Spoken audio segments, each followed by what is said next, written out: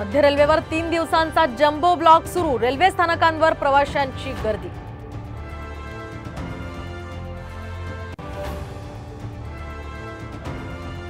पुण्यात बोगस पदवी प्रमाणपत्रामुळे खळबळ। बँकेत नोकरी सुद्धा मिळवली। खोटं प्रमाणपत्र देणारं रॅकेट कार्यरत असण्याची शक्यता।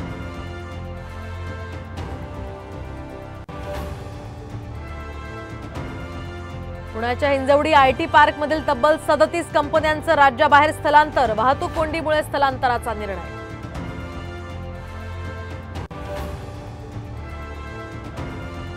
छगन भुजबळ नाराज असल्याची चर्चा। शरद पवारांच्या पक्षासह अनेक पर्यायांची चाचपणी सुरू। साम टीव्हीला सूत्रांची माहिती।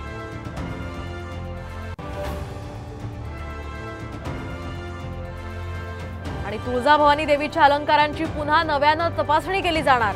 इन कॅमेरा तपासणी करून आता दागिन्यांची नोंद होणार।